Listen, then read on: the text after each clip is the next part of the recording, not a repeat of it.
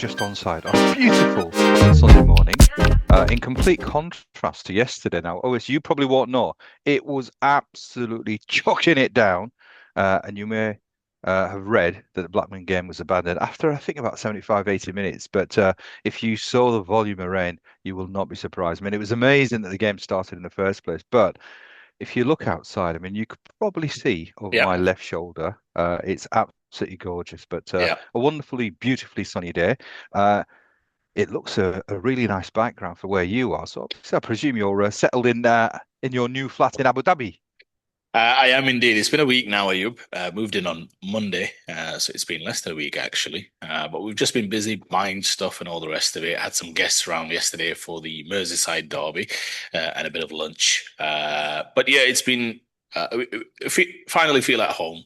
It's been a long month, a lot of moving, a lot of switching around, temporary homes, and all the rest of it. But feel really happy, family blessed. Yeah, very grateful, and some good football yesterday as well. And I'm going to get us started, you because you're right. There was a little bit of rain in Blackburn. Game got cancelled at Ewood Park, or abandoned, I should say. Bit of controversy. Rovers were leading.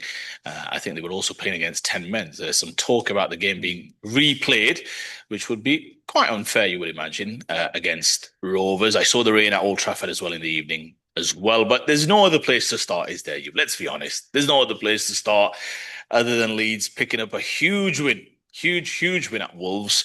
Normally, a little bit of an inside view for our viewers.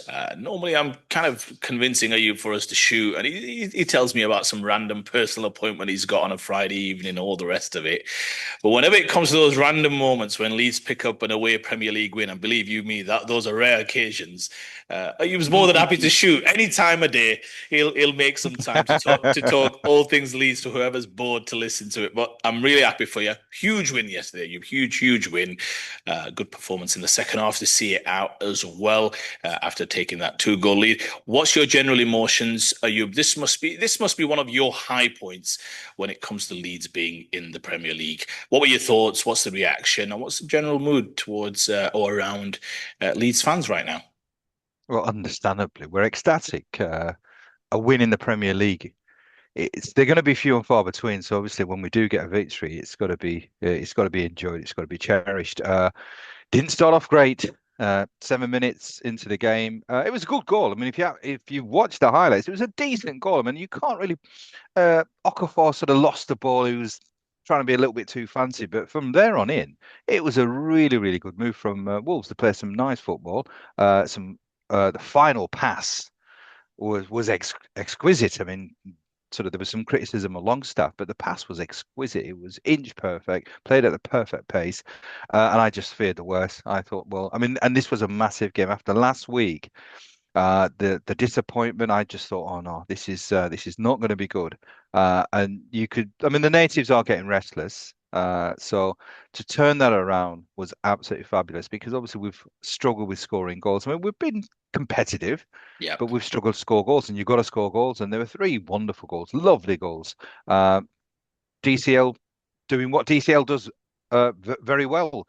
Excellent header, and the free kick from Stack. I mean, that was just it's you. He couldn't have placed it better with his hands, and sort of getting that third goal just before half time was absolutely sort of it was crucial because at 2-1 Leeds, I was never going to be confident at 2-1. At 3-1, it gave us that little bit of a cushion, that breathing space that even if we conceded, we still Yeah. got an opportunity to try and sort of hold on for a victory. But the second half was, I mean, there was a few scares, half scares, but it was a must win for all sorts of reasons. One, obviously, in the Premier League, if you're 3-1 up, playing against a side which is really struggling, and that's why it was absolutely imperative that we picked up the points. So in the next two games, albeit at home, are against Bournemouth and Spurs, and they're going to be.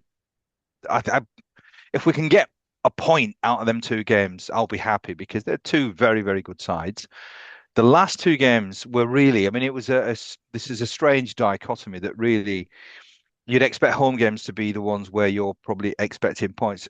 In these last four games, Fulham and Wolves were is games where I was expecting points away, but home, I'm really sort of I'm not confident that we're going to get points. But this is going to be a huge boon Yeah. to the confidence. So maybe potentially we might have a chance of getting something in the next two games. But absolutely delighted. And again, credit to Fark. I mean, Hang on. it's incredible, isn't it? What was that again? I mean, there's a lot of miles between us, so there's a little bit of internet issue. I don't know if you read about it, but there's been some Red Sea cables cut, which is affecting internet on the UAE. Did you just say credit to Fark, Ayub? I've said it a few times this season because he has been shortchanged. I mean, I'm not his greatest fan, as you know, and as the viewers know, but you've got to give credit where it's due. He's the resources that he has. I don't think is sufficient to stay up in the Premier League. But what he's done so far, it's incredible. 5 games, 2 wins, 1 draw, a loss against Arsenal, which you would expect, and a narrow last gasp sort of defeat at Fulham. So Yeah. fantastic with the resources that he has, because we've not got that great a side. But amazing, very happy, and at least it will be a good week in terms of football. Yeah, absolutely. I was going to say, you, but I mean, what's most pleasing to you, is it? I mean, you've got it in terms of the body blow that was the last gasp own goal at Fulham. You would imagine the confidence would have been shot after that, given that that would have been a huge point. So you've got that they've recovered from with a resounding victory away from home.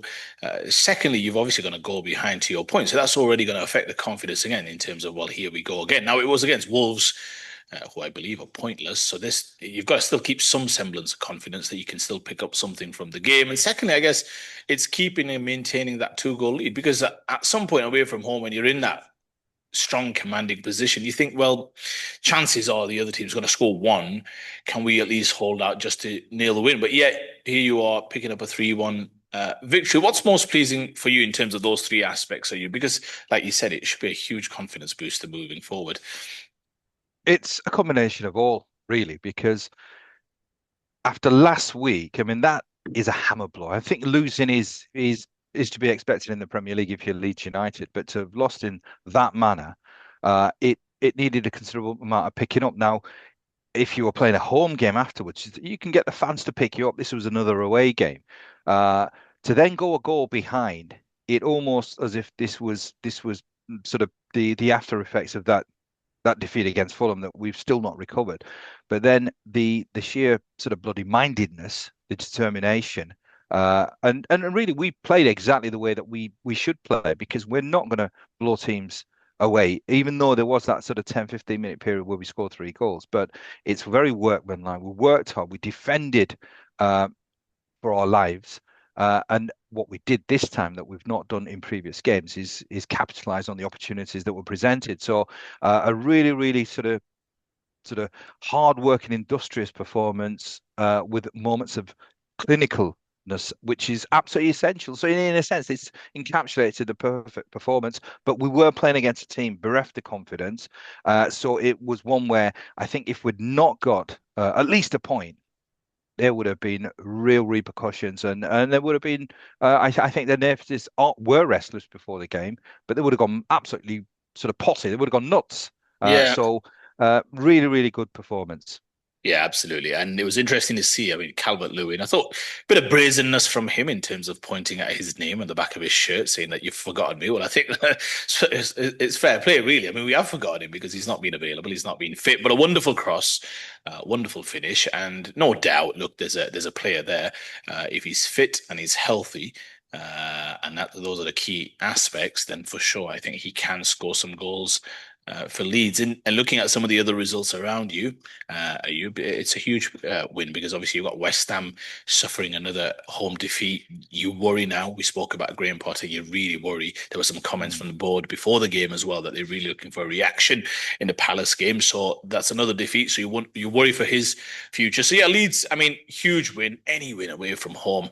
You'd like to think when you're a promoted club, you're not going to win too many games away from home, are you? You're going to have to make Mm. that home ground a fortress. So fantastic result. Pleased for you.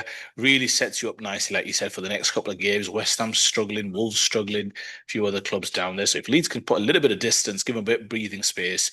And what's really nice, I think, about Leeds this year, you very quickly, I think in previous campaigns, especially the last one in the Premier League, you were quite rightly so critical in terms of some of the mentality of the players, the manager, maybe just even the board, just kind of accepting their fate and really not competing in games.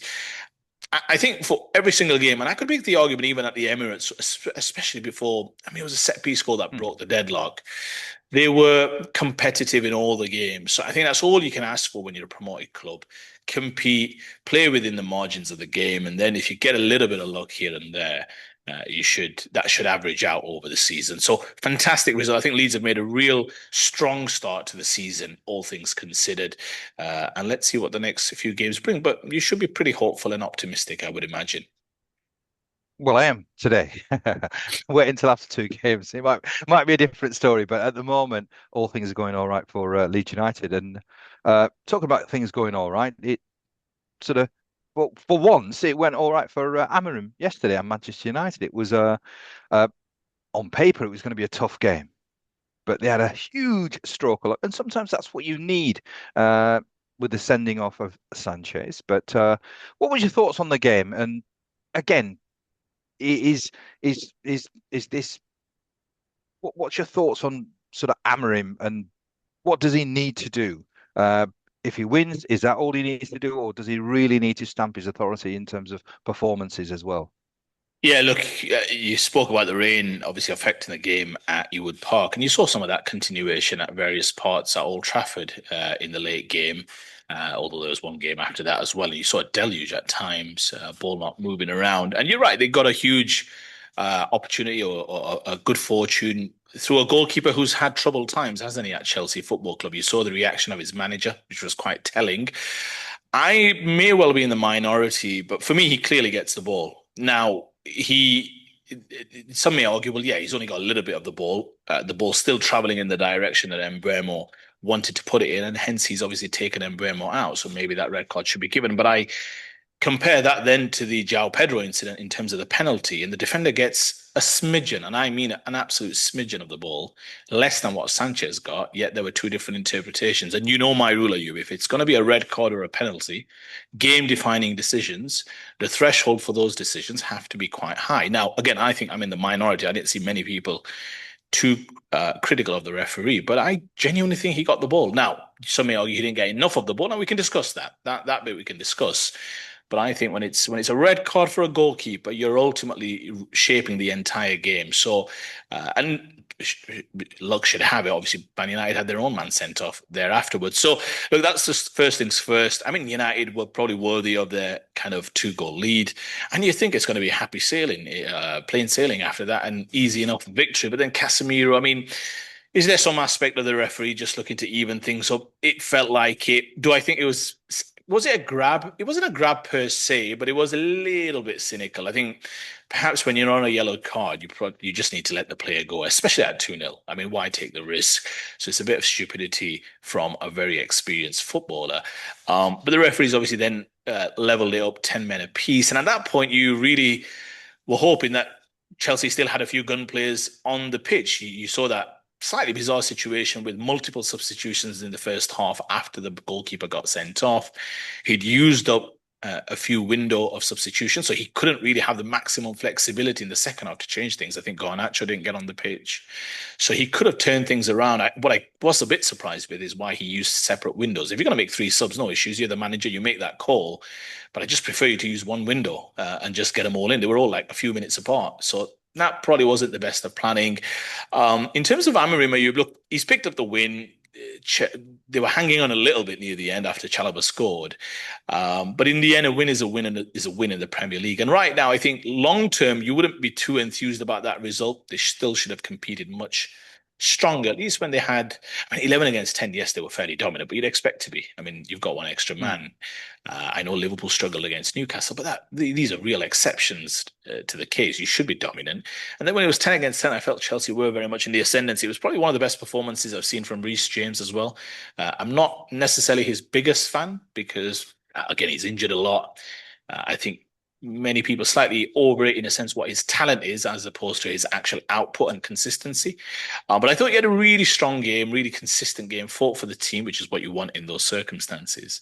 But they were just missing a little bit of talent, weren't they? And once Palmer went off, Was it injury? Was it Mm, the manager? Not sure. He went down the tunnel quite early, didn't he? Ayub in the first half. Chelsea just didn't quite have enough about them to rescue a draw. From a United perspective, look, it's a win. It's 3 points. You climb up the table. But long term, you're still thinking, there's got to be more about us. There's got to be a bit more mm, consistency in terms of how we play. Teams are still finding it perhaps too easy to get at us. So I wouldn't read too much into it in terms of long-term probability. I still think they've got a difficult season ahead of them because for me, there's various teams still ahead of them. But in terms of what Amorim needs in the short term, Ayub, he needs wins more than even performances. He needs wins. Whenever you're on a rumored hot seat, let's say, I think wins take precedence over performance any day of the week. Now, when once you've stabilized that and you've got more, let's say, equity, like your Peps, like your Artetas, like your Slots, I think then it's very different. You focus on your performances because that will deliver results over the long term. So yeah, look, if I was a United fan, I'd be happy because similar to Leeds, it's a win in the Premier League, and those are mm. not to be sniffed at. But in terms of performance, there wasn't enough there where I thought, they've got the basis or the semblance of something there that's sustainable and repeatable. So it was one of those games. The elements were running amok in terms of the game. Chelsea had a man sent off. Then it got leveled up. They made lots of substitutions. They were missing a few key players. So it was one of those slightly unusual games, wasn't it? You didn't quite uh, Mm. kind of wasn't lit into a kind of a firecracker of a game, which it kind of was built up to be. So great win for United. Amorim gets a little bit of breathing space, but I still think it needs to start sustaining some performances week in, week out to keep some of the restless fans at bay. I still think he has the support of many within the club and fans, but ultimately this is a results business. Last year, the Premier League finish was absolutely dire. I think he needs to get them in that top six, top eight to have some semblance of credibility to continue with his job. So yeah, let's see how it goes. Decent game, not a cracker, decent game, not as good as the Brighton Spurs game. I don't know if anybody watched that at 3 p.m.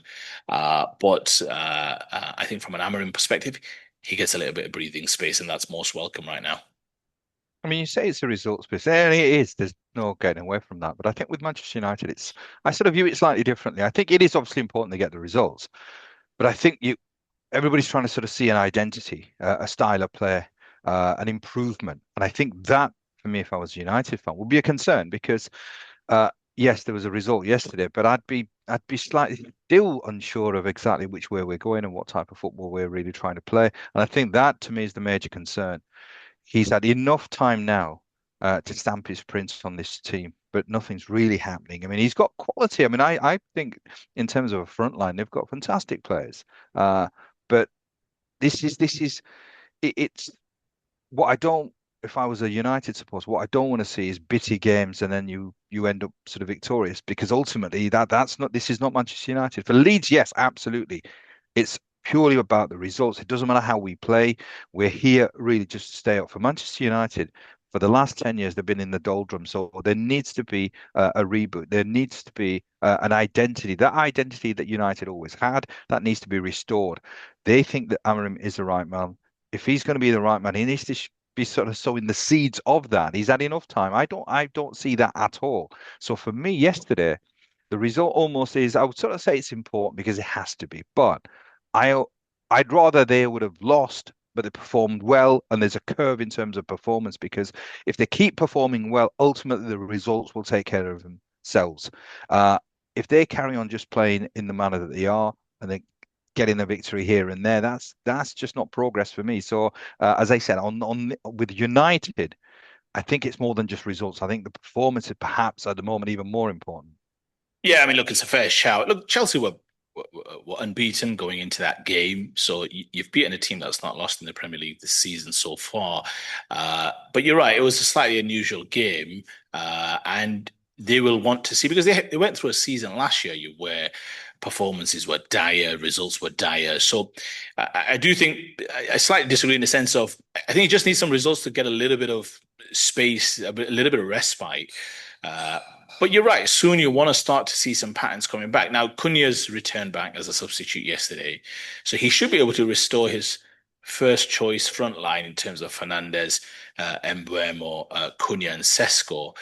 He needs to start to obviously get a tune out of the big man up Mm, front. And I think, look, give him time. It's a new league. It's big money. I'm happy to be a little bit patient with him, of course. But there's still, to your point, not enough patterns, not enough consistency in terms of the way they play, in terms of the way they control the game.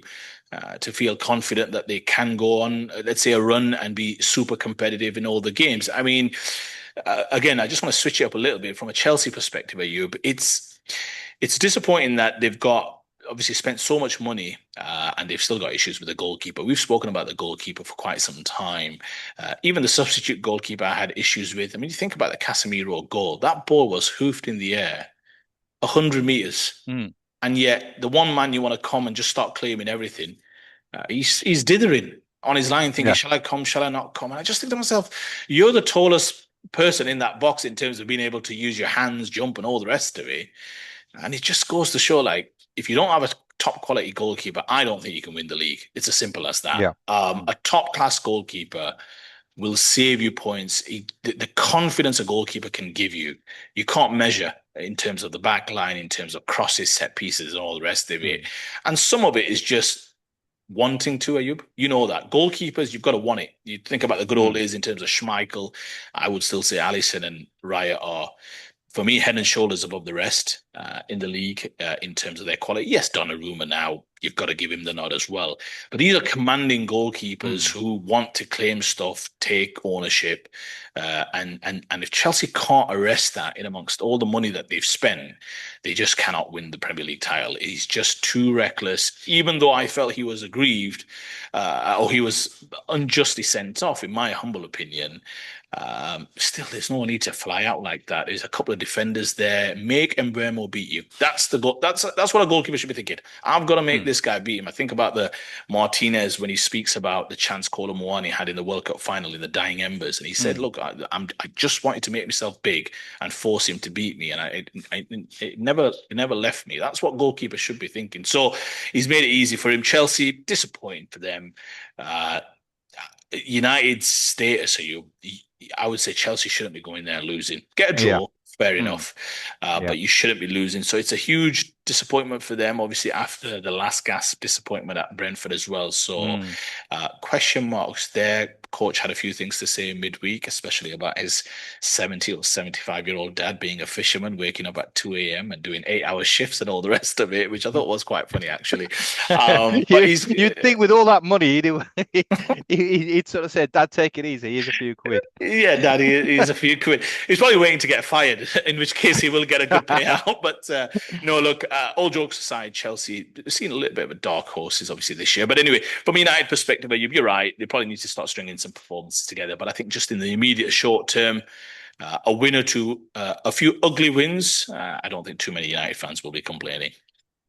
Right, okay. A mouth-watering game later on. Involves your beloved Arsenal. I mean, I bet you can't wait. And really, I'm excited now as well with City. I think City have, I won't sort of say they've turned a corner, but it just seems to, there's a little bit more spark with City. So it just adds a little bit more spice to proceedings later on. I'm looking forward to it. I think it's going to be a cracking game.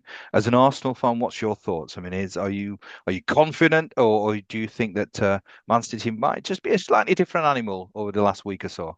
Yeah, look, even though Manchester City are not the Manchester City of old, it's still Pep Guardiola. It's still a team that I still project to finish in the top four.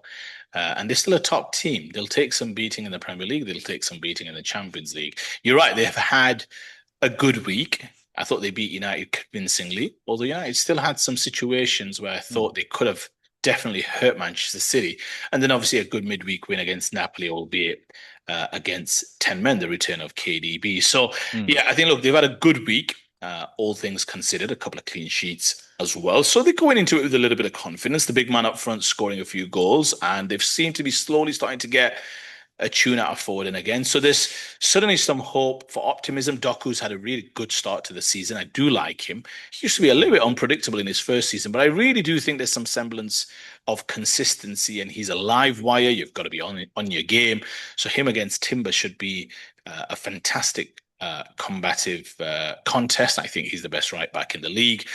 So it should be very interesting to see. So look, I think it's a huge game, a huge test for Arsenal. I don't think you can ever feel confident against Man City. Even Liverpool fans would be lying if they said, yeah, we feel confident against Man City. Yes, they might have a decent record against them, but it's still Pep Guardiola, it's still Erling Haaland, it's still Rodri, Player of the Year, although I think the new Ballon d'Or is going to be awarded soon. So they've got a top spine, don't they? Gary never spoke about it. Donnarumma, Diaz, Rodri, Haaland. That's not to be sniffed at. So they'll still take some beating.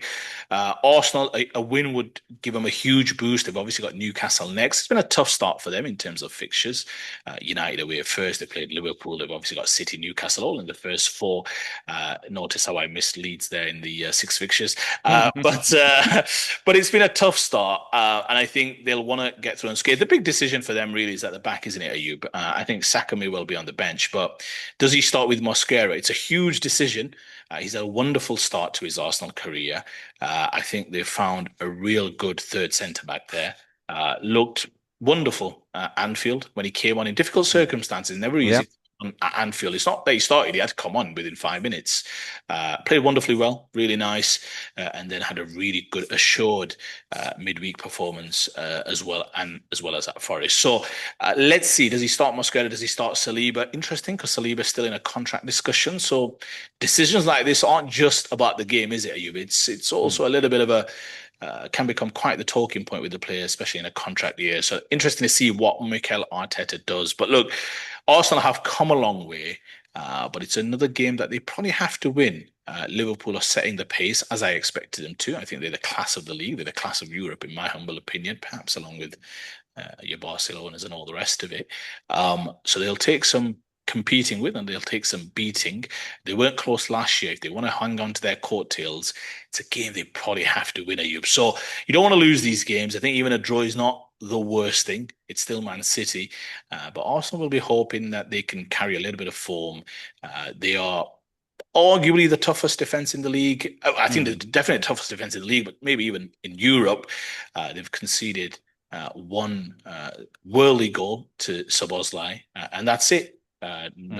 Everything else has been a clean sheet. So wonderful defense, wonderful team. Should be a cracking game, are you, like you said, and interesting to see how it goes. There's a little bit of kind of subplots, isn't it? Gabriel against Haaland and what have you. Obviously, Arsenal found it such a difficult task beating Donnarumma. Obviously, they did in the end in the second leg at PSG, but Donnarumma is a top class goalkeeper, and if it wasn't for him, Arsenal may well have turned that second leg around in the Paris Saint-Germain semi-final. So I wouldn't say I'm feeling confident. I'm just hoping that Arsenal play like they can play, which is concentrated, but still holding enough, hopefully, risk about them that they can create and cause some issues for City. They've got a better bench now than years gone by. So fantastic game, difficult one to predict, but like you said, a mouth-watering clash, Ayub.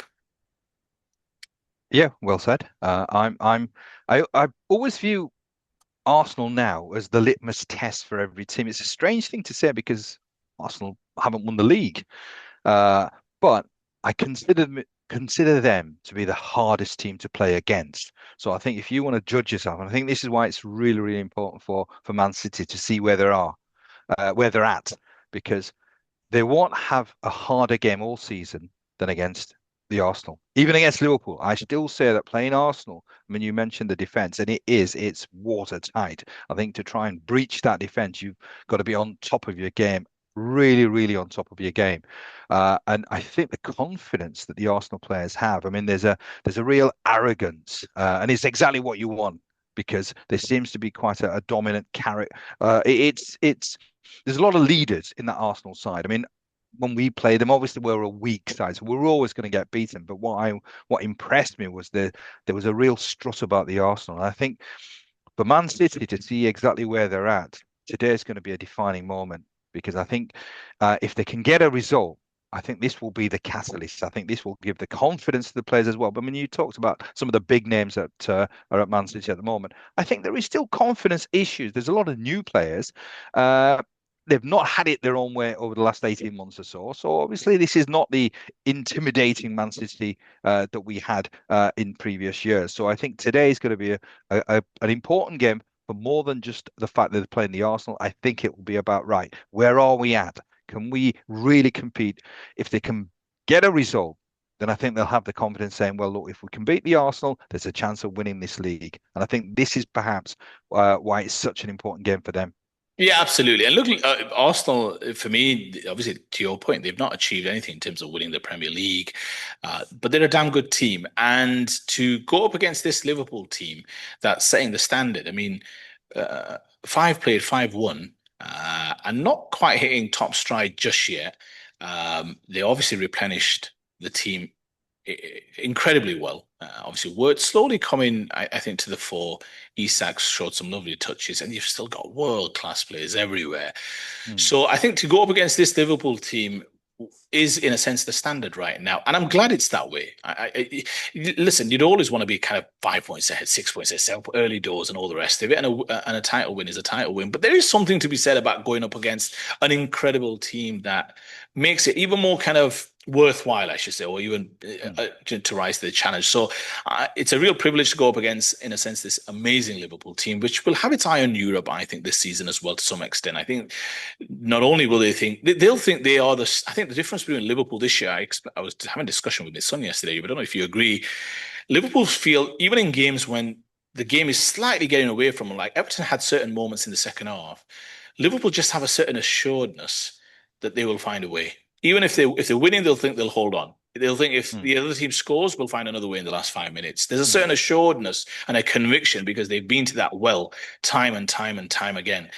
And that's a little different, I think, to Arsenal, who haven't right achieved anything. So if they are, let's say, winning big games, they still feel as though, can we get over the line? Can we? There's still a certain level of, I want to say anxiety, but still a certain level of stress because they haven't been to that well and come through the other side, perhaps like Liverpool have. So maybe that's the difference in the two teams or the two clubs right now in terms of just that conviction, that belief that they can sustain it. I think Liverpool feel as though they're the class of the league. And I think that's the difference. So, yeah, look, it's an incredible standard that they are setting. These two teams will be hoping that they can still rise to that. City will not count themselves out. They've still obviously got to play Liverpool this season, but they've beaten United. They'll see Emirates as a chance. It'll be a wonderful carpet of a football pitch. So it's not going to be an Hmm. ugly game, is it? So City will think, look, we'll still get a chance to play. Can we create enough opportunities and enough situations to breach, to your point, what is arguably the best defense in Europe? Arsenal, big test. I think if they can come through this and pick up a win, no matter what, I think this is what we spoke about earlier with Amorim. It can be ugly, it can be whatever. Just Hmm. pick up a win.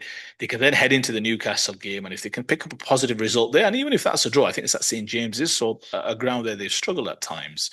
You say, you know what, we've lost one, we've drawn one, we've won the rest. You kind of kick on and you go from there. So, yeah, look, huge game. You've got to play everyone twice. You've got to. This is a standard that Liverpool have set in.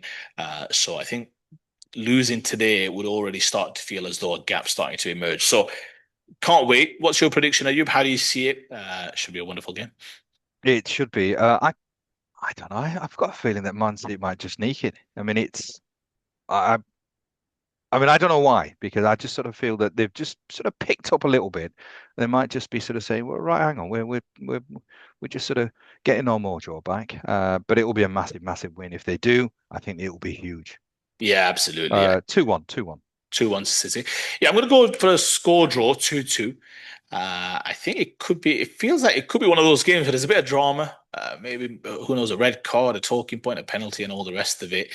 These two clubs, I mean, Arsenal feel as though City's equal now, and it wasn't the case for many a year when City were just absolutely Mm. running amok with the league in general, but also with Arsenal, home and away. Arsenal will now feel as though they are the equal.